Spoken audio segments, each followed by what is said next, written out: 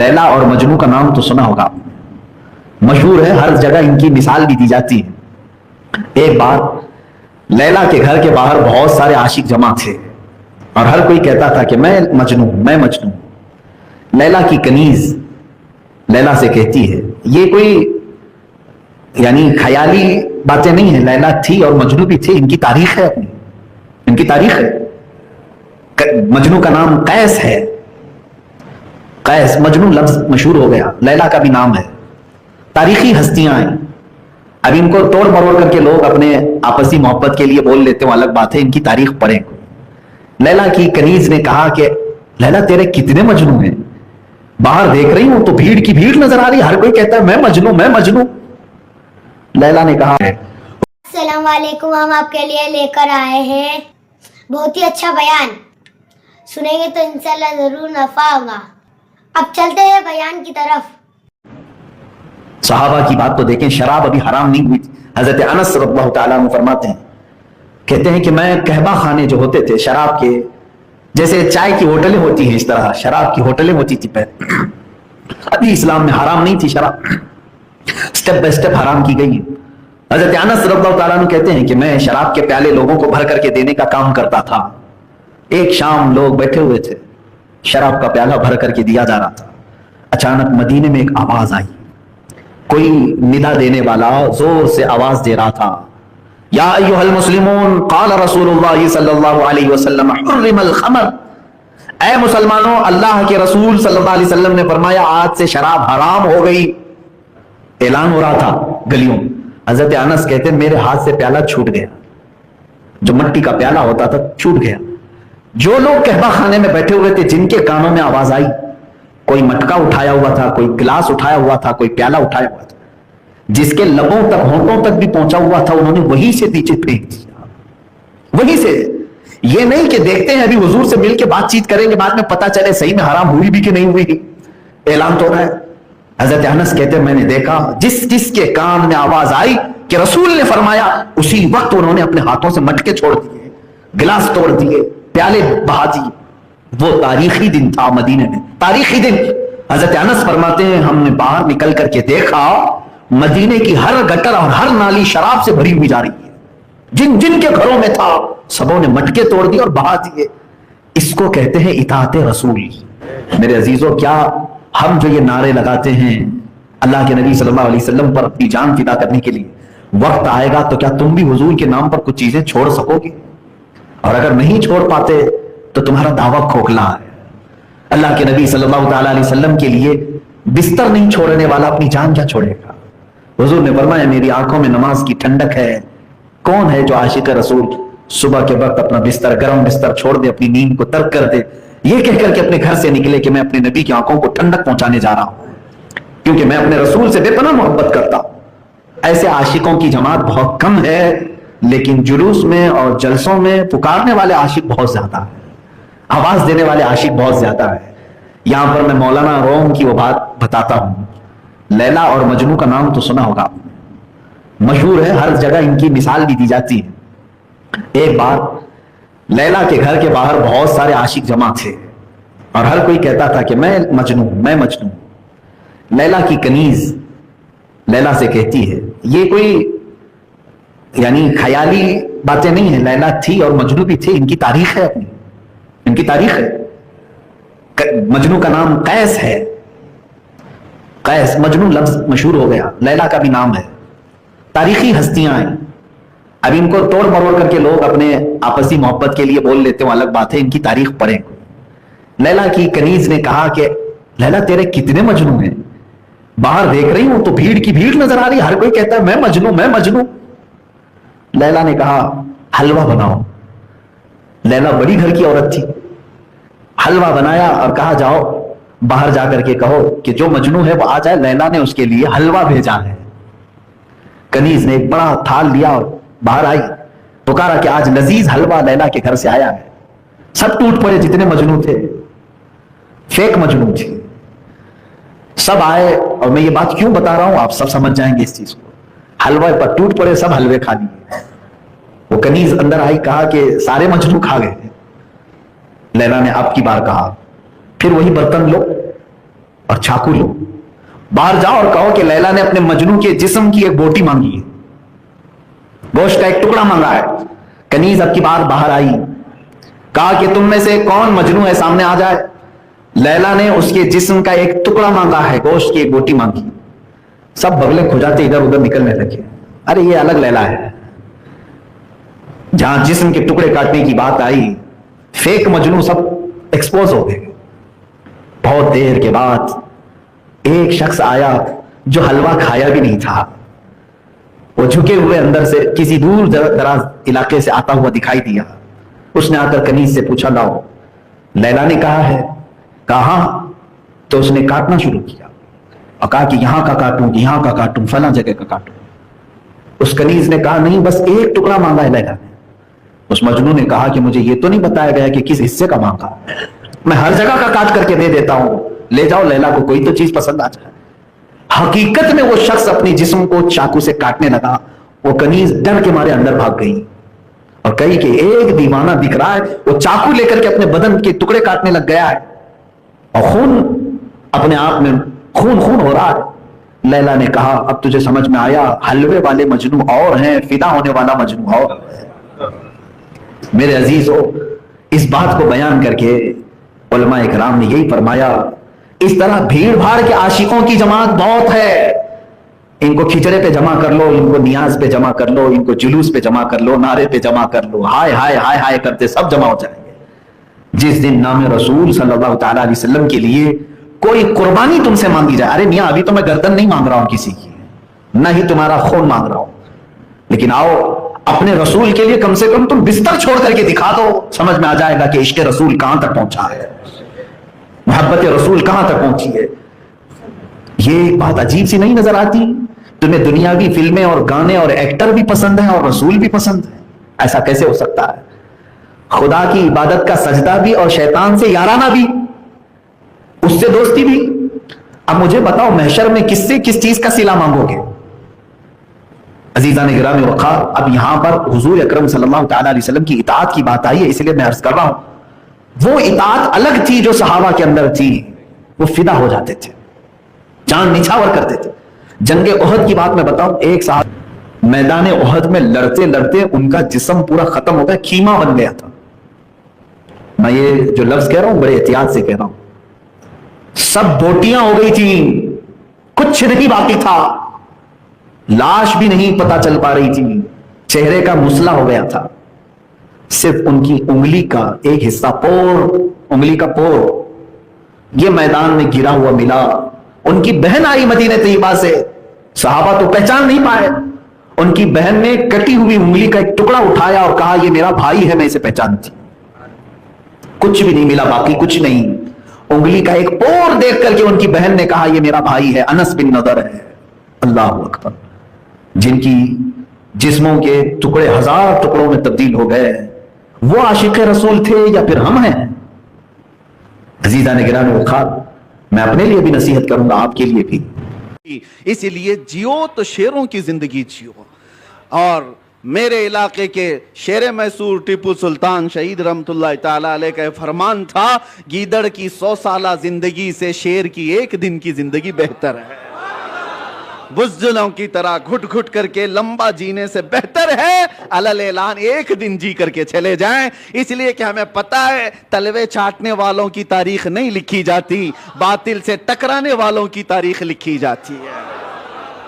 आपको डर किस बात का? आप मुजरिम कौम से हैं? आप चोर कौम से हैं?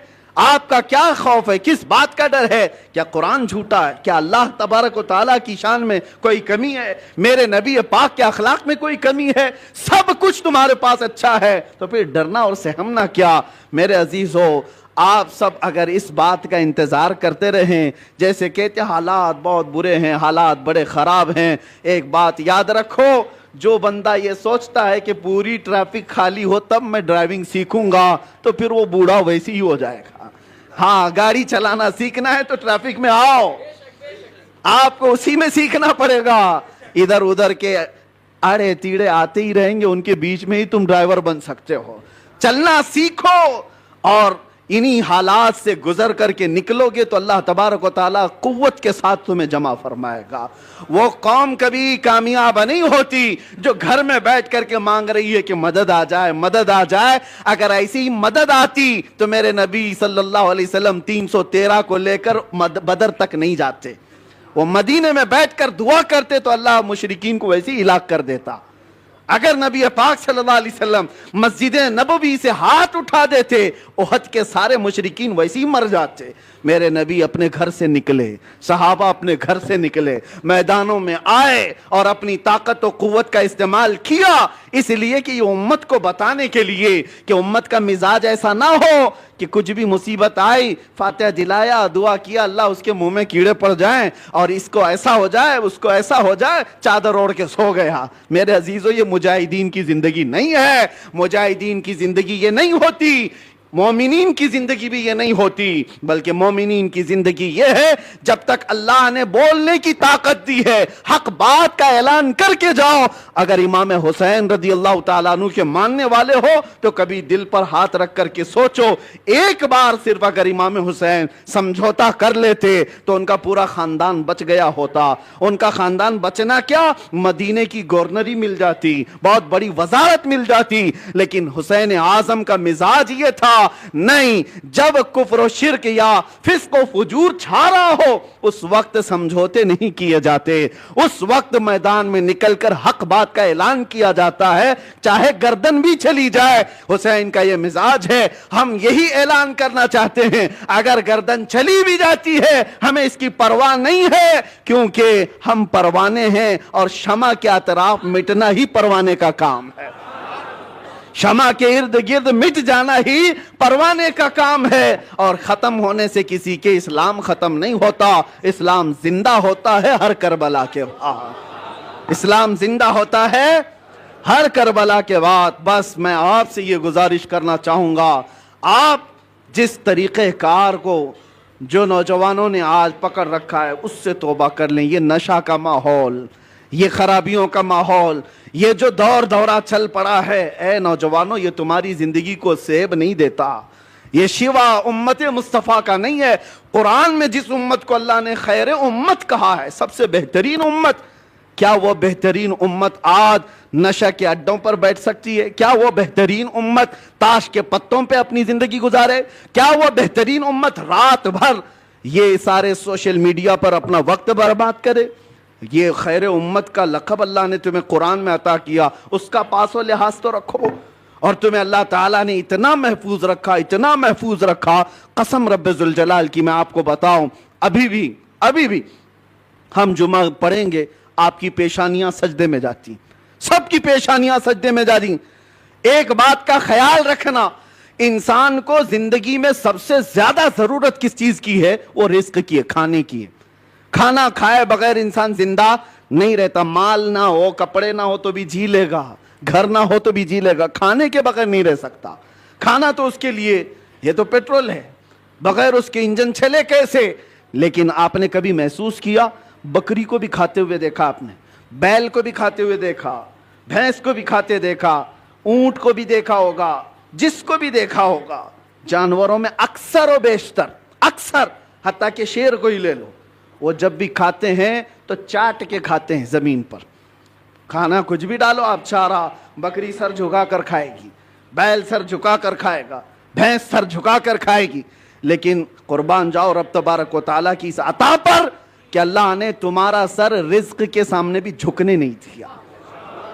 کیوں؟ جو سب سے زیادہ ضروری ہے تمہاری زندگی میں وہ رزق ہے.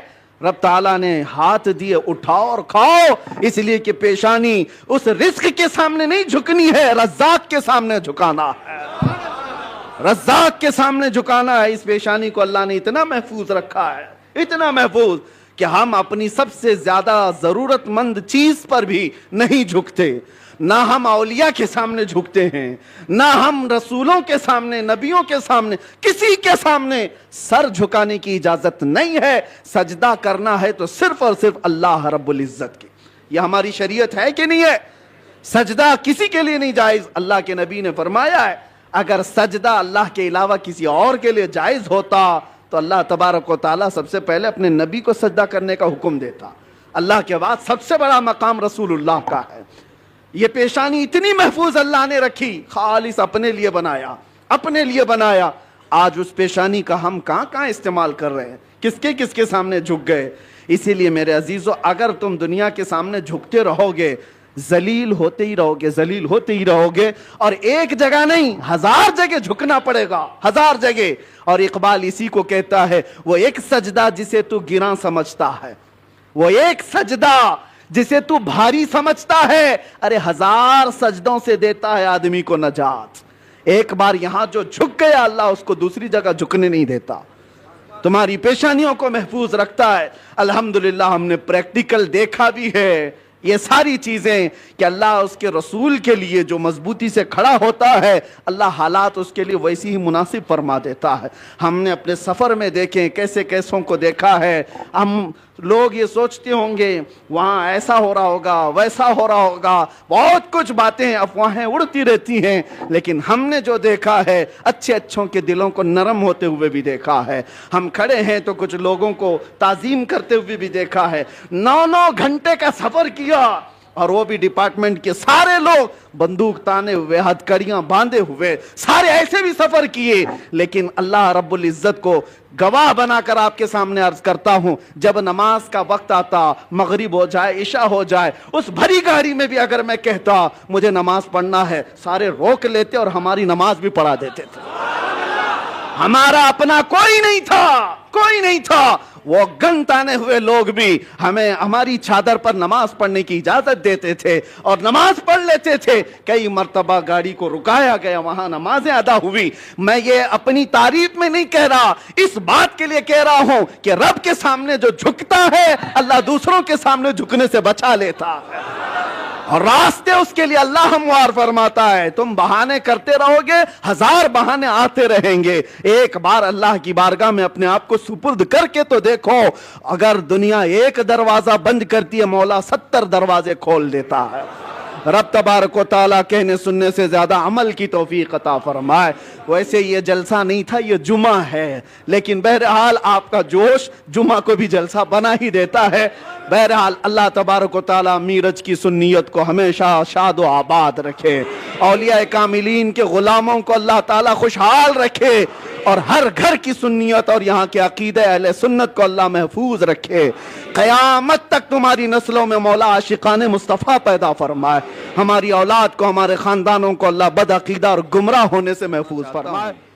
برسوں سے آپ اس عبادت خانے میں یا جہاں پر بھی اپنی پیشانی ٹیکنے کے لیے جاتے ہیں, بچپن سے تو آپ مسجدوں میں جا رہے ہوں گے. ایک مسجد ایسی کوئی مجھے بتا دو جہاں خدا کی کوئی تصویر لگائی گئی ہو, کہیں ہے؟ چلو یہاں نہیں ہے تو مولانا نے کبھی شکل بتائی ہے کہ اللہ ایسا ہوتا ہے, خدا ایسا ہوتا ہے؟ نہیں بتایا. یہ پوری دنیا کی واحد قوم, ایک ہی قوم ایسی ہے جو بنا دیکھے سجدے میں چلی جاتی ہے. ہر قوم کو دنیا میں جا کر کے آپ دیکھنا, سرچ کر کے, سب کو جھکنے کے لیے کوئی نہ کوئی مورتی کی ضرورت ہوتی ہے.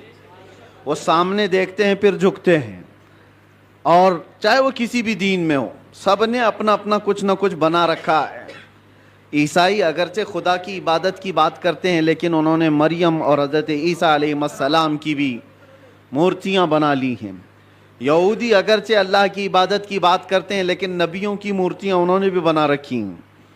جتنے مذاہب ہیں انہوں نے سب نے اپنی اپنی جھکنے کے لیے کچھ نہ کچھ چیزیں بنائی ہیں.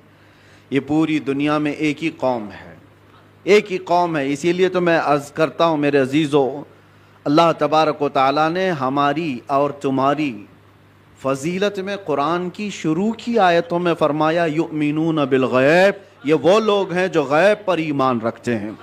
آج تک ہم نے اللہ کو دیکھا نہیں, اور لوگ یہ تانا مارتے ہیں کچھ, جیسے ابھی مسئلہ چل رہا تھا کہ ہم سب نے پکارا تھا آئی لو محمد صلی اللہ علیہ وسلم, سیدنا محمد صلی اللہ علیہ وسلم. میرے عزیزو, ہمیں یہ چیزیں راستوں پر یا جلسوں پر اس طرح علل اعلان کہنے کی ضرورت کیوں پیش آتی ہے؟ جب کوئی درندہ چھیڑتا ہے تو ہمیں پھر اظہار کرنا واجب ہو جاتا ہے. اگر کوئی نہ پوچھے آپ سے تو بتانا ضروری تو ہے نہیں، لیکن جب اگر کوئی چھیڑے تو پھر ہمیں بتانا واجب ہو جاتا ہے کہ ہم اپنے نبی پاک صلی اللہ علیہ وسلم سے اپنی جان سے زیادہ محبت کرتے ہیں۔ تو کسی ایسے ہی کیڑے مکوڑے نے یہ سوال کیا تھا سوشل میڈیا پر کہ یہ مسلمانوں کو دیکھو جگہ جگہ یہ پرچم اٹھائے ہوئے ہیں کہ اپنے نبی سے محبت کرنے کی بات کرتے ہیں، ان سے ذرا پوچھو کیا انہوں نے اپنے نبی کو دیکھا ہے؟ جس سے آئی لو محمد کہہ رہے ہیں، کیا محمد صلی اللہ علیہ وسلم کو انہوں نے دیکھا ہے؟ اس ظالم کو تو میں یہ جواب دیتا ہوں، بن دیکھے جب یہ حال ہے۔ ارے دیکھتے تو بات الگ تھی، سر ہتھیلیوں پر لے کر کھڑے ہوتے ہیں، بنا دیکھے یہ حال ہے کہ ہم اپنی ماؤں کو اور اپنے باپ کو بچپن سے دیکھا ہے، باوجود اس کے ہم اپنی ماں اور باپ سے زیادہ اپنے نبی سے محبت کرتے ہیں۔ یہ اللہ تبارک و تعالیٰ کی طرف سے ہمیں عطا کیا ہوا ہے۔ میں آپ سے یہ بات کہنا چاہتا ہوں کہ دنیا اسی میں پریشان ہے کہ ایک ایسی قوم ہے نہ اپنے خدا کو دیکھی ہے نہ اپنے نبی کو دیکھی ہے، لیکن دوسروں کی بنسبت اس قوم کا حال یہ ہے، دوسروں کو پرچار کر کر کے بلانا پڑتا ہے اور یہ بنا اعلان کے جمعہ میں بھر جایا کرتے ہیں۔ آج تک کبھی جمعہ کا پوسٹر لگتا ہوا دیکھا آپ نے کہ اس مسجد میں جمعہ کی نماز ہونے والی ہے؟ بچپن سے کبھی سنا آپ نے؟ ایک اذان ہوتی ہے ساری صفیں بھر رہی، ہر مسجد کا حال ہے۔ جمعہ میں کون تمہیں دعوت دے کر بلاتا ہے؟ مؤذن صاحب گھر گھر جاتے ہیں، پوسٹر لگایا جاتا ہے، پرچار کیا جاتا ہے؟ نہیں۔ اس بات سے تو دنیا خوف زدہ ہے کہ آخر ان کو کون جمع کرتا ہے ان صفوں میں، اور صفوں میں آنے کے بعد کسی کی کوئی وی آئی پی صف نہیں ہے، جو پہلے آیا وہ پہلے بیٹھ گیا۔ وہ کسان کا بچہ بھی سامنے بیٹھ سکتا ہے، کسی غریب مزدور کا بچہ بھی پہلی صف میں بیٹھ سکتا ہے، اور بادشاہ اگر تاخیر سے آئے تو پیچھے ہی بیٹھا رہے گا۔ یہ نظام کہاں سے ہے؟ یہ آج تک ان کو کون بنا کر رکھا ہے؟ دنیا اس بات سے خوف زدہ ہے میرے عزیزو۔ یہ وہ چیزیں ہیں۔ جارج برنارڈ شاہ ایک بہت بڑا مورخ ہے انگریز، اور اس نے یہ لکھا ہے کہ بہت سارے دنیا میں ریولیوشن آئے، دنیا میں بہت سارے انقلاب آئے، بڑی بڑی شخصیتیں آئیں، جیسے مارکس کا، لینن کا، اور بھی کئی ایسے بڑے بڑے شخصیات آئی، انہوں نے دنیا کے نظام کو بدلنے کی کوششیں کی، لیکن ان کا انقلاب، ان کا ریولیوشن 100 سال سے زیادہ تک نہیں چلا۔ ان کے اپنے شاگرد جب تک تھے تب تک ان کے انقلاب میں دم تھا۔ جارج برنارڈ شاہ کہتا ہے دنیا میں ایک ہی انقلاب میں نے دیکھا ہے، 14 صدیوں کے بعد بھی آج بھی پوری طاقت کے ساتھ قائم ہے، اور وہ انقلاب ہے مکہ کی سرزمین سے اٹھا ہوا، محمد الرسول اللہ کی زبان سے لایا ہوا، اور مدینے کے بادیہ نشین بغیر چپل کے ایک لباس میں چلنے والے وہ صحابہ کا لایا ہوا انقلاب ہے۔ اور زمانہ بدلتا گیا، حکومتیں بدلتی گئی، کتنے طوفان آئے، کتنے اندھیریاں، کتنے کیا کیا آئے، لیکن اس انقلاب میں آج بھی وہ دم ہے، آج بھی وہ اثر ہے کہ ایک بار اگر ان کے نبی کو کوئی چھیڑ لے تو پوری دنیا میں یہ سڑکوں پر آ جاتے ہیں۔ یہ بات میں آپ کو اس لیے کہہ رہا ہوں، یہ جان ابھی تک باقی کیوں ہے؟ 1400 سال ہو گئے، یہ جان باقی ہے۔ آپ کو پتہ ہے، میں آپ کو بہت بڑی بات کہنے جا رہا ہوں، توجہ۔ یہ جمعہ آج تک ہمارے سلامت ہیں۔ کتنے درندے آئے اذانیں بند کرنے کے لیے، قرآن پر پابندیاں لگانے کے لیے، کیا کیا نہیں کیا۔ 1400 سال یوں ہی نہیں گزرے ہمارے۔ لوگ کہتے ہیں آج حالات خراب ہیں، اس سے بھی بڑے حالات خراب ہو کے گئے۔ چنگیز آیا، ہلاکو آیا، جنہوں نے مسلمانوں کی کھوپڑیوں سے مینار بنا دیے تھے، بغداد کی پوری سرزمین کو مسلمانوں کے خون سے لال کر دیا تھا۔ اس وقت جب اسلام نہیں رکا تو آج کے نشیڑیوں سے کیا اسلام رکے گا؟ کچھ نہیں ہونے والا ہے، لیکن حالات آئے اور گئے۔ لیکن آج تک یہ جو جان باقی ہے، کون تمہیں جمع کرتا ہے آج؟ ویسے تو مسلمان کسی کی جلدی ماننے والے نہیں، کسی کو قائد بھی نہیں مانتے۔ کوئی ہمارا ایک لیڈر ایسا ہے نہیں جو سب کو جمع کر دے، اس کے باوجود بھی ان صفوں میں کون جمع کرتا ہے؟ امام کی بھی وہ حیثیت نہیں ہے تمہیں جمع کرنے کی۔ بھائی امام کی حیثیت کو کیا ہے وہ تو ہم جانتے ہیں، ہر مسجد کا وہ بیچارہ وہ اپنے ہی گھر بار کی فکر میں ہے، لوگ اس کو خالی جمعہ اور امامت کے طور پر دیکھتے ہیں، باقی جمع کرنے کی طاقت یہ پوری وہ نہ امام کی ہے نہ مؤذن کی ہے، اور بڑے نیتا کی بھی نہیں۔ جب ان کا کوئی بڑا نیتا نہیں، کوئی بڑا قائد نہیں، تو یہ لاکھوں کی تعداد میں صفوں میں ان کو ہر جمعہ کون جمع کرتا ہے؟ اور صرف یہاں نہیں، پوری دنیا میں کون جمع کرتا ہے؟ یہ رمق، یہ دمک آج تک ان کے چہروں پر باقی کیوں ہے؟ آج پوری دنیا تمہیں آتنکواد کا ایک لیبل لگانے کے لیے کیا کیا نہیں حربے استعمال کیے، پوری میڈیا کا استعمال کیا. داڑھی دکھے تو لوگ کہیں ٹیررسٹ ہے، ٹوپی دکھے تو لوگ کہیں ٹیررسٹ ہے. سب پروپیگنڈے کے باوجود نہ ٹوپی اتری نہ داڑھی اتری. آج بھی ہے یا نہیں ہے؟ اس لیے میں بتانا یہ چاہتا ہوں کہ یہ رمق، یہ دمک، یہ جان آج تک باقی کیوں ہے؟ اس لیے کہ ہمارا رسول زندہ ہے تو دین بھی زندہ ہے. رسول زندہ ہے اور زندہ رسول کا دین قیامت تک زندہ رہنے والا ہے. ہمارے اندر جو زندگی باقی ہے نا، یہ جو رمق دمک ہے، یہ جو کچھ بھی چمک دمک ہے، صرف اس لیے کہ وہ جو نہ تھے تو کچھ نہ تھا، وہ جو نہ ہو تو کچھ نہ ہو. جان ہے وہ جہان کی اور جان ہے تو جہان ہے. وہ ہیں آج بھی ہمارے درمیان. اسی لیے اللہ کے بڑے عذابات نہیں آتے. قرآن میں اللہ نے فرمایا وَمَا كَانَ اللَّهُ لِيُعَذِّبَهُمْ وَأَنْتَ فِيهِمْ. اللہ اس قوم پر ویسا عذاب نازل نہیں کرے گا جیسے پچھلی امتوں پر کرتا تھا، اس لیے کہ ان کے بیچ میں میرا محبوب آرام فرما ہے. اب جو بات میں کہنے جا رہا تھا وہ یہ، آپ ان مسجدوں میں آئے، کبھی خدا کی تصویر نہیں دیکھی، کبھی خدا کا کوئی چہرہ، کوئی اس کا آکار نہیں دیکھا اور نہ ہی سنا ہے، اور ہم بتا بھی نہیں سکتے. جو آنکھوں میں آ گیا وہ خدا نہیں ہو سکتا. بات سمجھ کے چلو. جو نظروں میں آ گیا وہ خدا نہیں ہو سکتا. خدا کسی چیز میں سما نہیں سکتا، وہ محیط نہیں ہے. اب دوسری بات، یہاں تک تمہاری زندگی باقی ہے. دوسری ایک بات، جب بھی آپ مسجدوں میں جاتے ہیں، امام صاحب سے کیا قرات سنتے ہیں؟ فجر میں، مغرب میں، عشاء میں تو بلند آواز سے قرات ہوتی ہے، سن تو لیتے ہوں، جمعہ میں بھی ہوتی ہے. جب بھی آپ آتے ہیں رکعت باندھنے کے بعد امام جو ہے پہلے کیا پڑھتا ہے؟ الحمدللہ ہی پڑھتا ہے نا، سورہ فاتحہ ہی پڑھتا ہے، الحمدللہ رب العالمین. سب خاموشی سے سنتے ہیں، سالوں سے سنتے آ رہے ہیں، سالوں سے. تو کبھی آج تک ایک مقتدی جو امام کے پیجامے کے پیچھے تو لگا رہتا ہے، امام کی ناڑی کہاں بندھی ہے وہ تو دیکھتا رہتا ہے، امام کہاں جا رہا ہے کہاں نہیں یہ تو دیکھتا رہتا ہے، ایک بار بھی کوئی مقتدی آ کر کے نہیں کہا کہ یہ بہت پرانی ہو گئی سورہ، کوئی نہیں تو پڑھو؟ کبھی کہا کسی نے؟ بلکہ حالت یہ ہے کوئی نہیں کہتا امام سے کہ کیا مولانا ہر دن تو سورہ فاتحہ پڑھتے ہی ہو، ہر دن سورہ فاتحہ پڑھتے ہو. کوئی نہیں کہا کہ یہ پرانی ہو گئی نیا کچھ لے کے آؤ. نہیں، بلکہ اگر امام نیا کرنے کی کوشش کرے تو قوم اس کو سیدھا کر دے گی. وہی پڑھو جو میرے نبی نے پڑھا ہے، وہی پڑھو. کیوں آج تک کوئی بھی چیز جب ہم دیکھتے ہیں کنٹینیو، بریانی 4 دن کنٹینیو نہیں کھائی جا سکتی، 5 دن روز دال چاول بھی نہیں چلتا. انسان کی طبیعت ایسی ہے کہ ہر چیز اس کو بدل بدل کر کے چاہیے، نہیں چاہیے. لیکن اس میں کبھی نیا کا تصور بھی نہیں آتا. کیوں؟ ایک یہ چیز. دوسری چیز میں نے بتایا، مسجدوں میں ہمارے قرآن وہی ہے، سورہ فاتحہ سے شروع کرتا ہے امام، اس کے بعد چاہے قرآن میں کہیں سے بھی پڑھے، سورہ فاتحہ تو پڑھتا ہے. لیکن کسی مقتدی کو آج تک اس بات پر کوئی شکایت نہیں ہے. تیسری ایک اور چیز، تمہارا کلمہ کیا ہے؟ لا الہ الا اللہ محمد رسول اللہ. ایک کلمہ ہے. تمہارے باپ کا کلمہ کیا تھا؟ اور دادا کا کلمہ کیا تھا؟ پردادا کا کلمہ کیا تھا؟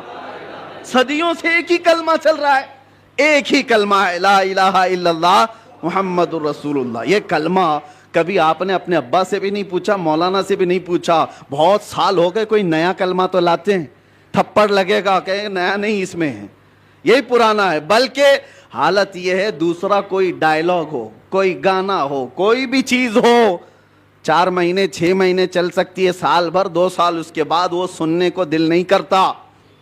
آدمی چاہتا ہے یہ پرانا ہو گیا اب کچھ نیا سناؤ.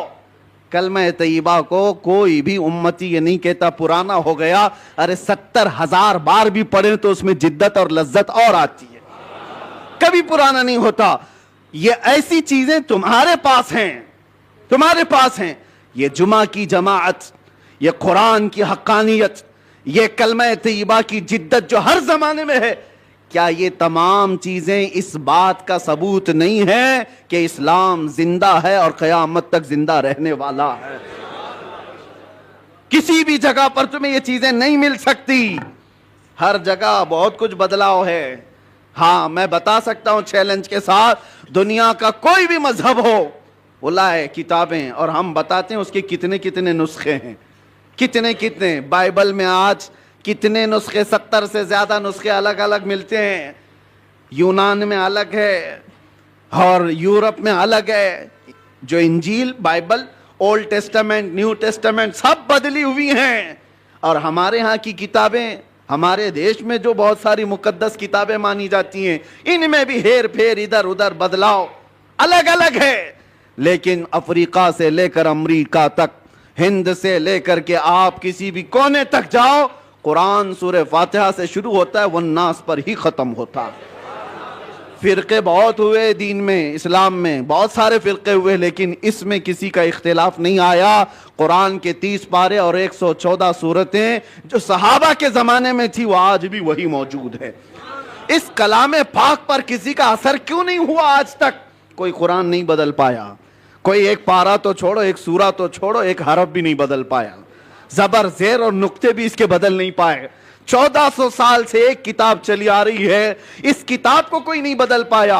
اے مسلمانوں، میں تمہیں یہ فخر والی باتیں بتا رہا ہوں، اس سے بڑھ کر کے دولت جاؤ ڈھونڈ کر کے نکالو، کسی کے پاس نہیں مل سکتی.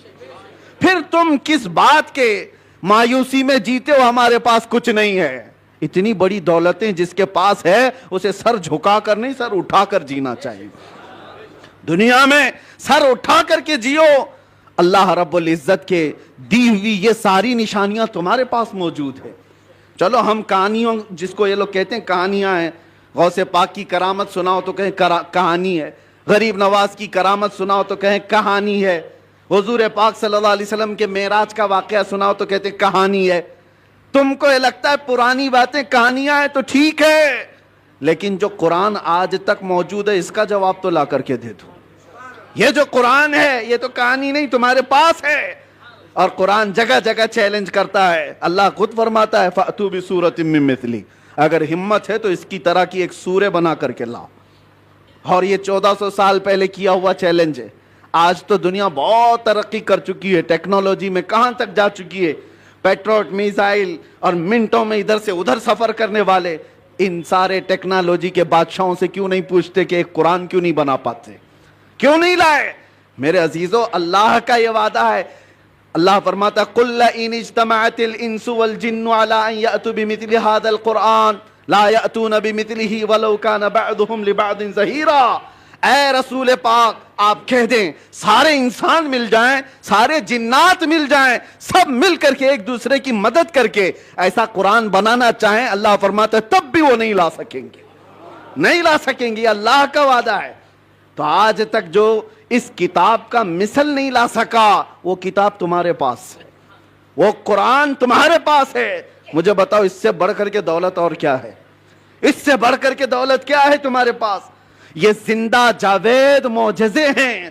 اب یہ سب چیزوں کے بعد پھر میں آپ سے اخیر میں اتنا کہنا چاہوں گا، جس کے پاس اتنی قیمتی چیزیں ہیں اس کو اعلیٰ حضرت کی یہ بات سننا چاہیے. اعلیٰ حضرت کیا کہتے ہیں؟ سونا پاس ہے، سونا بن ہے، سونا زہر ہے، اٹھ پیارے. 3 بار سونے کا لفظ استعمال کیا. سونا پاس ہے تیرے، اس کا مطلب کیا ہے؟ گولڈ. سونا پاس ہے، سونا بن ہے. بن کہتے ہیں جنگل کو. سونا جنگل سنا ہے نا، خالی پڑا ہوا جنگل ہے جہاں درندے ہیں، اس کو سونا جنگل کہتے ہیں. یعنی سونا پاس ہے تیرے، گولڈ پاس ہے، اور جنگل والا راج ہے. اور ایسے وقت میں سو کر کے رہنا یہ تو زہر ہے. اٹھ پیارے، ایسے وقت میں سونا زہر ہے. اٹھ پیارے. تو کہتا ہے میٹھی نیند ہے تیری متھی نرالی ہے، آنکھ سے کاجل صاف چرا لے یہاں وہ چور بلا کے ہیں، تیری گٹھری تاکی ہے اور تو نے نیند نکالی ہے. اور یہ دنیا کا حال یہ ہے، شہد دکھائے زہر پلائے. شہد دکھائے زہر پلائے قاتل ڈائن شوہر کش. 3 لفظ اعلیٰ حضرت نے کہا. یہ دنیا کیسی ہے معلوم ہے؟ یہ قاتل ہے, یہ ڈائن ہے, یہ شوہر کش ہے. ایسی عورت کے یہ 3 لقب ہے. قاتل مطلب مرڈر کرنے والی. السلام علیکم. امید کرتی ہوں آپ حضرات کو یہ بیان اچھا لگا ہوگا. بیان اچھا لگے تو ویڈیو کو لائک کریں اور چینل کو سبسکرائب کریں اور پیارا سا کمنٹ کریں اور بعد میں ملتے ہیں. اللہ حافظ.